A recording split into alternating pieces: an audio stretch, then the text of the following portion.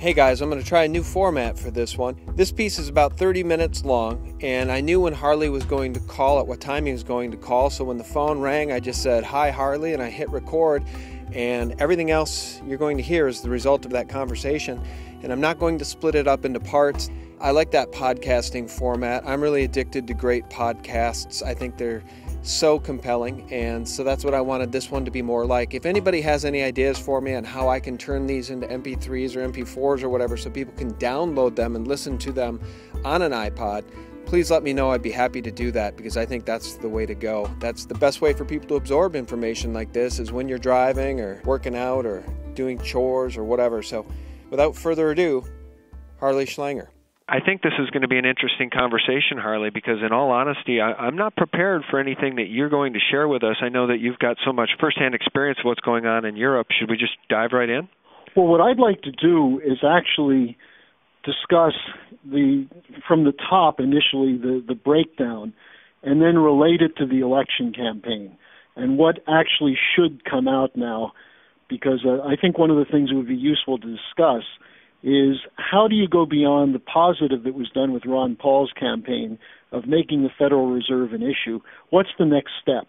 And it's not Romney or Obama, although we have to get rid of Obama, but also the QE3 here, the hyperinflation, and then the real issue of physical economy versus money. Well, I like that a lot. And, in fact, why don't we just keep going, Harley, because instead of doing a pre-call and then doing something official, I really like the conversational style. You and I have such a natural rapport with each other, and you're so darn informed. Why don't you break down these elections for us and tell us, where are we headed, and how does it relate to the Federal Reserve System, the monetary system, and how do we take our country back? Well, let me start with the breakdown, the state of the breakdown, you might say, of the global economy, because that's what is underlying everything, including this war danger, which is, by the way, getting worse. And it's driven by the fact that the bankers, the financial oligarchy, don't know what to do to stop the bleeding. And so they're putting us on the verge of a hyperinflationary blowout with the decision to go with the bailout of the banks of Europe through the European Central Bank and the European Stability Mechanism. They're talking about $2 to $4 trillion worth of new obligations just to get the banks through 2013. And that's not going to work, and I can go through some of the details on that. And then in the United States with Bernanke's QE3, quantitative easing 3, what he's going for is a new bubble, this time mortgage-backed securities. It's like trying to blow air back into a corpse that's already rotted. And so what I'm concerned about, and what Lyndon LaRouche is concerned about, is that we're at a point where we can have regime change in the United States. Obama has to go. But Romney and the Republicans, as they're currently constituted, don't represent an alternative. And we need the American people in this equation, but an educated American people. And I think we have to build on what happened during the campaign, in particular with the growing awareness of people of the role of the Federal Reserve and the funny money, the bailouts, and so on. But it's not enough just to be against the Federal Reserve and against fractional reserve banking and bailouts and things of that sort. We actually have to have a discussion about what can be done to get us back to the kind of physical economic greatness that enabled the United States to be the world's leading power, and then to spread that to the rest of the world. So I think I can go through some of what's going on with the breakdown, but it's really quite advanced, much more so than you get even from the alternative media in the United States. Well, let's do that. And, before you do, maybe just give me your sense of the Romney campaign and how you're feeling about it, because I agree with you. It would be regime change, but it would be another negative regime if we get Romney. And one of the things I'm really concerned about that I shared with Michael Rivero in my interview with him recently is that I fear that if Romney gets in, and I think that's what you're saying here about more war, is he will greenlight a war with Iran where at least Obama has somehow managed to put the brakes on this thing. And that's the last thing any of us want, especially we don't want more war with Iran. We don't want another war with Iran, Harley. Look, the important thing is that it's not Obama who's put the brakes on the war. It's the Joint Chiefs of Staff. Obama is prepared to go with war. You're right. It's the Joint Chiefs. You're absolutely right. You're absolutely right. Thank God the Pentagon has pushed back to some degree on this. Well, we owe a debt of gratitude for our lives to General Dempsey, Martin Dempsey, the chairman of the Joint Chiefs of Staff, who's basically toured the world in the last 6 months talking about how it would be wrong to go into Syria. It would be wrong to arm the so-called rebels because of the al-Qaeda presence and the leadership among them. It would be wrong to launch an attack against Iran for the broader implications of that, including the shutdown of oil through the Strait of Hormuz, which would drive the prices sky high, even higher than they are now. I mean, we'd look to today's prices as a picnic compared to what that would do. So the Joint Chiefs have prevented that. And I personally think that short of Obama giving a green light to Netanyahu, if he's desperate between now and November 6th, which could happen, we probably can postpone a war. Now, will Romney go for war? You know, he's going to have the same situation with the Joint Chiefs and the military, and usually Republicans listen a little bit more to the military. But in the case of Romney, he's not a traditional Republican. He really is cut out of the mold of Obama in some ways in terms of who's backing him. Now, the thing I think is happening with the election is that the president's policies are indefensible, and that's what happened in the first debate. Romney very mildly touched on a couple of useful points. The Independent Payment Advisory Board of the Obamacare, which is going to kill people to save money. You know, you can call it death panels or whatever you want, but that's in fact what they're putting in place. The too big to fail, Romney raised that. He attacked Dodd-Frank because it protects the too big to fail.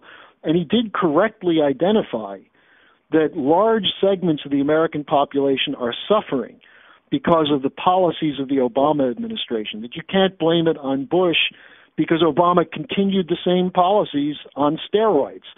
If he would have changed policies and had some effect, that's one thing. But he never made a change, so why blame Bush? So that was useful, and I think that gave some life to Romney's campaign. But in terms of what's behind it, the idea that we're somehow not going to become like Greece or Spain because we're going to go with austerity, who's writing this stuff for him? What's destroying these countries in Europe is that after the debt bubble was created by the banks, they're now killing the population with austerity to try to refinance the debt bubble. Now, that's exactly what Romney's proposal on austerity and also Obama's proposal would do in the United States. Cutting spending alone doesn't solve the problem. You've got to get growth. And they can talk about it all they want, but they don't have a policy for sustainable physical growth of the economy. So I think in terms of the election, I'm committed to do everything possible to get Obama out because I think just beating him creates the potential for a change, provided it's done by the American people and not by clever talking points manipulating Americans to think that Romney's a solution. Can I ask you something else, Harley? Let's just circle back real quickly to the Pentagon, because I, like so many others in this truth and honesty, this truth and news movement, this alternative news media movement, we malign the Pentagon a lot, and the reason for that is because they get 50 cents of every tax dollar collected for the the engines of war, and we're all really, really fed up about these $1 trillion Pentagon budgets, but. Let's give credit to the Joint Chiefs. Let's just circle back to that. What are you seeing out of the Pentagon? Are you seeing a pushback that maybe, the Pentagon wants to move in a different direction? Is there any chance the Pentagon can be used for the good of humanity? Well, let's start with the obvious point. The Pentagon isn't the cause of wars. The general cause of wars is when you have imperial interests, not even national interests, but imperial interests that conflict, and you have in the old Europe, you had kings that would send people to war over the slightest pretext, but it was usually about grabbing something they wanted. The founding fathers put in the Constitution that it's the Congress, not the president, who can determine when we go to war, when we take offensive military action. And now you have a situation where you have a president following up on what Bush did. You have President Obama declaring himself to be the sole person who can decide whether we have war or not. Now, the important thing about the existing Joint Chiefs, especially Martin Dempsey, is that they were serving in the war. Dempsey was commander in Iraq during part of the Iraq War. He's seen what happens when you're caught up in these meat grinder imperial wars, these dirty little wars, where you're not able to use your full armaments. You're caught up with such absolutely futile goals as exporting democracy. And so they're seeing the military disintegrate. We're losing our best people. People cannot be deployed for 3, 4, 5 years at a time. The younger people coming in are of lower quality because of the collapse of education, and the people who are going into the military in many cases are doing that because they have no hope of a job otherwise. And on top of that, we're running out of money. We don't have the money for this. And so Dempsey and others are basically saying, if you want us to fight a war, we'll do the gaming and the planning, but we're going to speak out now if we think it's wrong. And this is something that's different. I mean, Dempsey reached out to his counterpart in Russia, General Makarov, when the Russians were saying, look, if you keep pressing us, we could end up in thermonuclear war. So Dempsey said, come to Washington, let's talk about this. Whereas Obama won't get on the phone with Putin. And Putin is actually acting for Russian national interests, not by trying to go to war, but by saying they don't want to get tied up in the Euro mess, the European mess, and they want to use their oil money today to build an economy of the future. So the Russians are being serious. The Chinese are being relatively serious about it. The Israeli military doesn't want Netanyahu to bomb Iran, but you've got these lunatics like Netanyahu and Obama who really don't care about the future. It's sort of like George Bush when he was asked what he thinks history will say about him, and he said, I don't care, I'll be dead then. You almost have that attitude from these kinds of lackeys of these financial oligarchies. But the military, they have a certain sense of responsibility. At least some of them have a sense of responsibility to the future. And as I would say, thank God for that. Yeah, well put. I'm just curious, have you seen what's called the Armageddon letters on YouTube, Harley? No, I haven't. Oh, you'd enjoy them. You'll have to, you could just go to my website and search in that upper right search bar, the Armageddon letters, or just go to YouTube and search it. And what they are is really a recap done with animation about Kennedy's experience during the Cuban Missile Crisis. And so the first one is called the Armageddon letters, B. Kennedy, and the second one is called B. Khrushchev, and then there's a third one called B. Castro. And I find them so compelling because what they did for me is they made me realize, and I've always thought this to be true, but this really cemented it. It made me realize how lucky we were to have a man like Kennedy in the White House.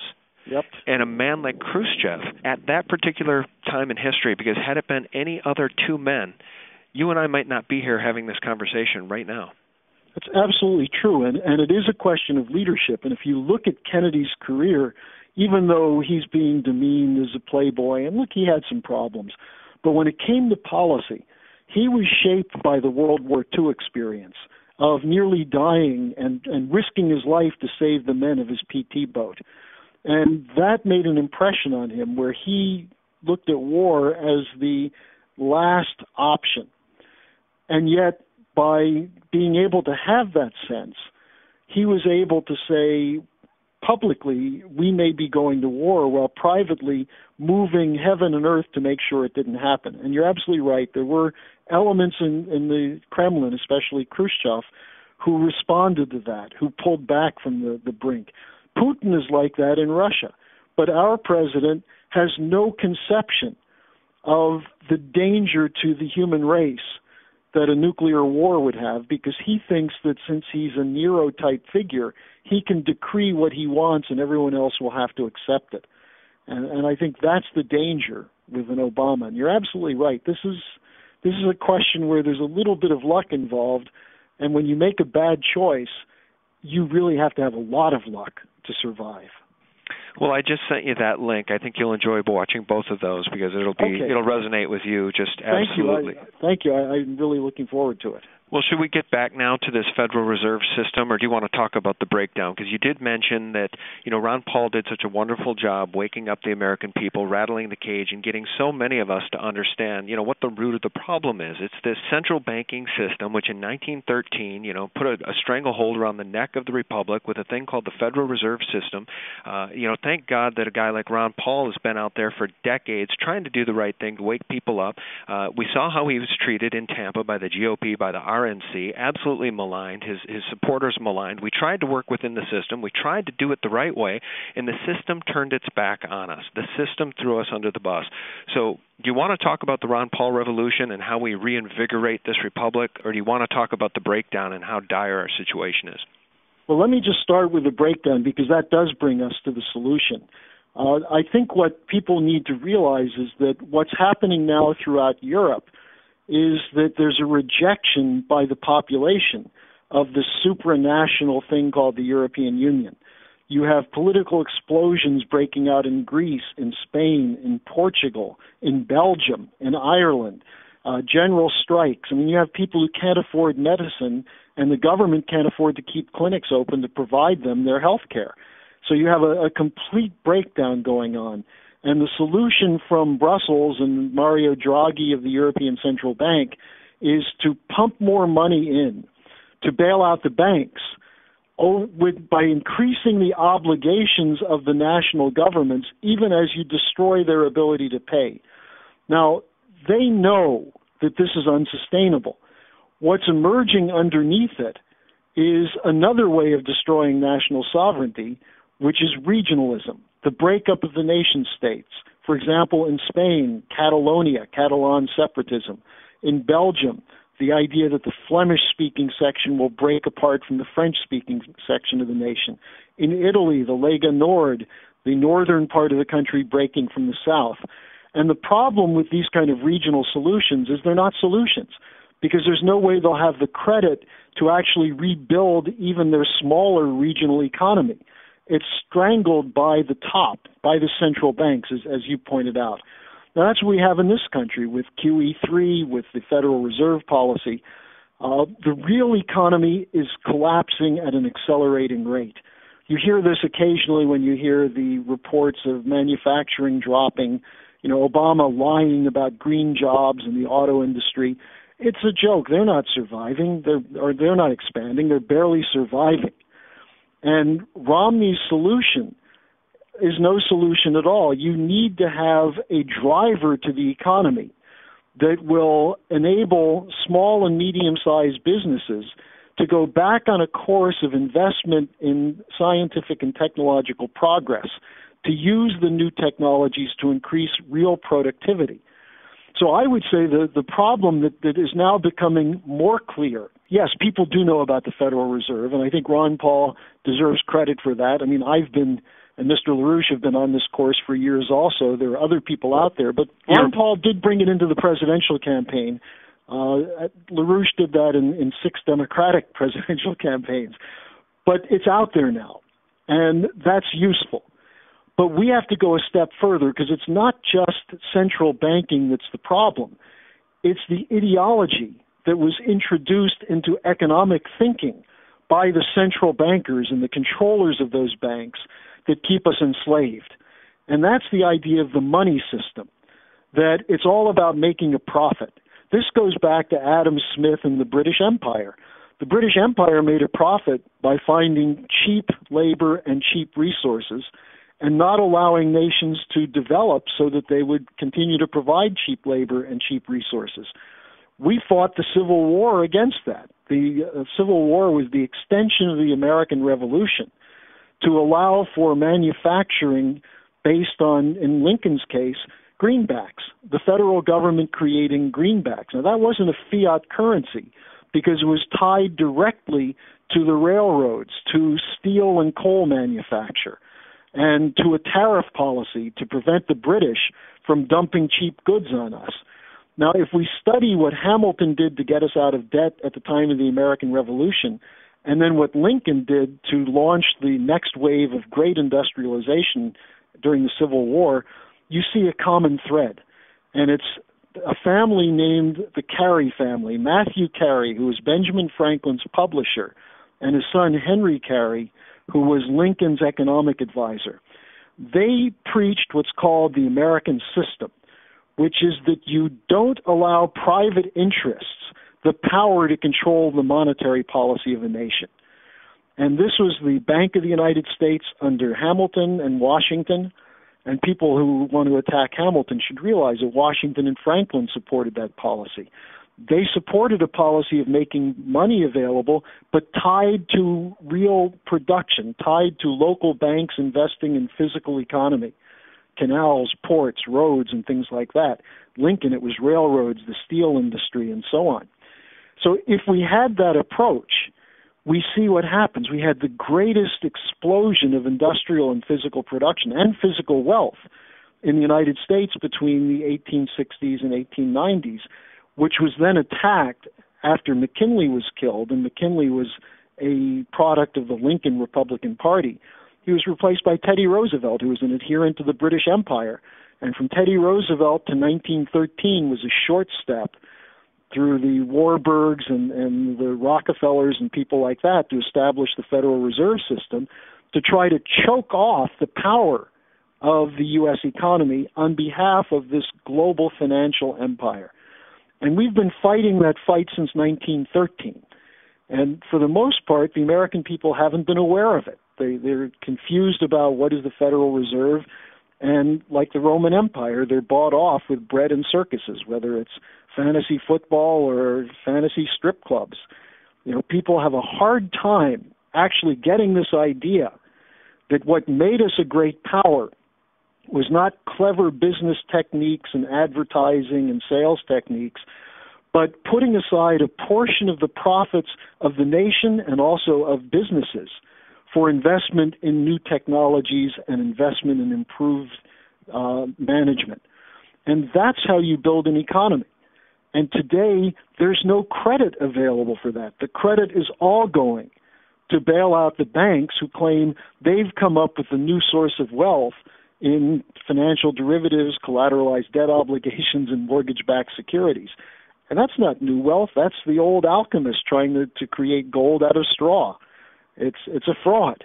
Well, Harley, it is a fraud, and the question is, how do we get out of this thing? Because, you know, Romney's beholden to Wall Street and Bain Capital. We know what he did to every business he ever bought. You know, we know what the model here is, and it's more of the same. So as I stand back and I try to have some hope, I take a look and I say, well, we have the BRIC nations coming together and saying, we don't want to be part of your fiat dollar, world reserve currency empire anymore. We want to trade amongst ourselves. We want peace. We want out of this dollar debt-based paradigm. So I see that as a plus. I see people waking up in this country as a plus. The Joint Chiefs, as we talked about, you know, saying no to these unconstitutional wars, saying no to more war, this time with Iran. I see people like Amber Lyon, a former CNN reporter, going public and saying, CNN pays to put propaganda on their channel, and they wanted me to say and report things that weren't true, so I quit. I see lots of glimmers of hope, but at the end of the day, Harley, what are you saying? How do we turn this back? Because it looks like we're going to either get Obama or Romney. Well, I think the potential to get rid of Obama is greater now after what happened with Benghazi. The fact that Obama, the great slayer of al-Qaeda, has actually reinvigorated al-Qaeda with the invasion, the illegal invasion of Libya, and that now they're lying and covering up the death of an American ambassador and 3 others, and they're trying to blame the State Department, the intelligence community, and the intelligence community is fighting back, and so are sections of the diplomatic corps. So I think if the Republicans, if Romney has any brains at all, he can win this election. The question then is, does he just win the election as an anti-Obama, or is there something more that moves the country? And this is why you and I are talking, because we have a belief, and in fact not a belief, we have a conviction that if people have the access to actual ideas and break out of their pessimism about doing it, then we can change the country. And that's what we have to hope for. That I don't think it's going to happen on the presidential level, It's going to happen when you have an American population that looks at the results of the last 40 years and says, what happened? And there are plenty of places for them to turn to find out what happened. They can look at what Congressman Paul says. They can look at the writings of LaRouche. They can look on your website any day and see alternative ideas. But they've got to be brought to that. And I think the collapse is causing people to start questioning everything, questioning the media, questioning the talking heads, questioning the politicians. And our fight is to present in a compelling way that the solution is in the hands of the average person. That's what a republic is. And a republic cannot survive if it is turned over, if all power is turned over to a small oligarchy. And we've seen that again and again and again. Will we learn the lesson of that? I'm hoping so, because we're headed toward a situation where you will have hyperinflation. As soon as something goes bad, so there's a run on a bank in Europe or a run on the bank in the United States, when the derivatives start unraveling, you're going to have the trillions of dollars of new obligations that have been created by the bailouts hit the markets, and that's going to hit with an inflationary thud. And people are going to see their savings disappear. People who are clinging to hope that the money they've put aside through sacrifice over the years will be there for their retirement, it will go up in smoke, in a puff of smoke in minutes, if this hyperinflation is unleashed. Now, most people don't believe that. Most people try to pretend that even though they feel insecure, they're hoping someone will protect us, someone knows what they're doing. Well, there is no someone out there. You have to take responsibility for yourself, not by retreating into a survivalist mode, but by going out and organizing others to understand the kinds of solutions that you and I are discussing. So is there hope? Oh, yeah, there's plenty of hope. I think Obama was exposed in that first debate as a hollow suit who can't function without a teleprompter and who has no defense for the crimes, the literal crimes he's committed. As for Romney, no one should have any hope or expectation for him unless there's an underground political revolution that explodes into the public around these ideas of real physical economy. And I think that could happen, Sean. Okay, Harley. Well, we sure do appreciate this update, and I guess I would just leave folks with this. I mean, we know that the revolution of ideas is real, because every time Dr. Paul went anywhere to speak, thousands and thousands of people would show up to listen to him. I saw him speak twice. I know that you guys were very nearly supporters of the Ron Paul revolution, the campaign there, because, the only disagreement you had was the Glass-Steagall reimplementation, but real change needs to happen locally. It needs to begin with you, it needs to begin with all of us as individuals, and then out into our communities. And I really do see that change happening, and I think that's our best source of hope. Well, and the thing you have to look at is what's the alternative to hope. If you give up, who's going to do it? Who's going to make the change? And that's why my appeal is to people not to look for a savior, but to become part of the solution themselves. Well, Harley, we sure do appreciate your time. Thank you for giving me the call and for, sharing all of your ideas, thoughts, and your heart with people. I mean, you always really lay it out there. I know that you're really passionate about the Republic and about what you do for a living. You're the national spokesperson for LaRouchPAC and the LaRouche organization, and I just want to thank you again for all your time and all that you're doing on behalf of liberty. Well, I want to thank you also for the opportunity for me and for others to engage in this dialogue, because I think that's the solution. Well, thank you for your time, as always. I sure do appreciate it, Harley. Thank you, Sean, for the opportunity, and let's continue the dialogue. Oh, absolutely. Okay, Sean, and we'll be in touch. Okay, take care of yourself. Okay, yeah. Bye. Bye.